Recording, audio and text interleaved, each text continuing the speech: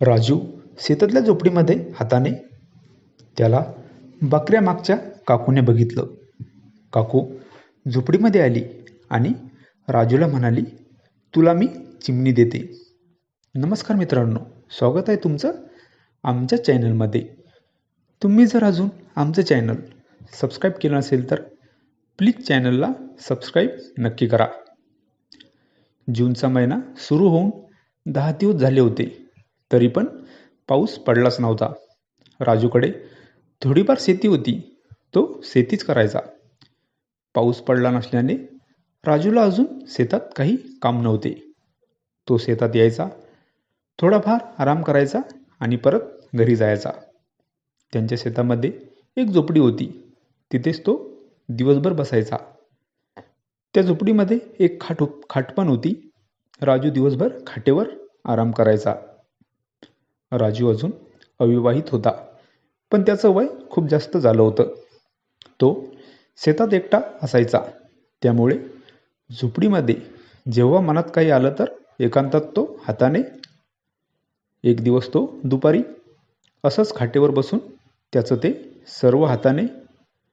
तो एवढा त्यामध्ये मग्न झाला होता की त्याला कोण बघेल याचं सुद्धा काही नव्हतं. आणि तेवढ्यात तिथे एक बकऱ्या मागची काकू आली. त्या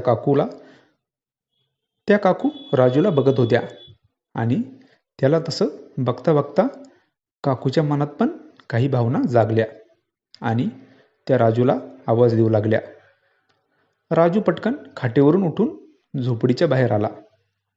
काकूच्या बकऱ्या राजूच्या शेतात होत्या आणि त्या काकू झोपडीकडे पाणी पिण्यासाठी आल्या आणि त्यांनी राजूला तसं बघितलं. काकू राजूला म्हणाली, मी तुला बघितलं, तू काय करत होता ते. राजू घाबरत घाबरत म्हणाला, काही नाही, मी फक्त बसलो होतो.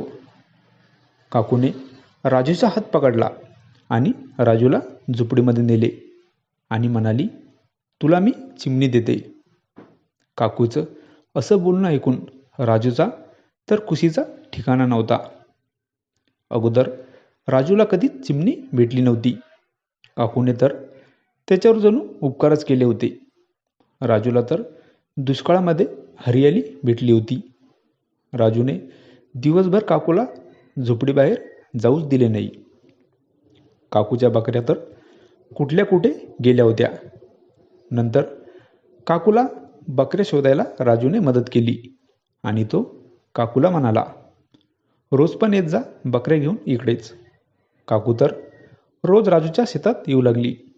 काकू आणि राजू दोघे दिवसभर झोपडीच्या बाहेर येत नव्हते. ही कथा पूर्णपणे काल्पनिक असून वास्तविक जीवनाशी काहीही संबंध नाही. ही कथा फक्त मनोरंजनासाठी आहे. मित्रांनो, कथा आवडल्यास चॅनलला सबस्क्राईब करा. धन्यवाद.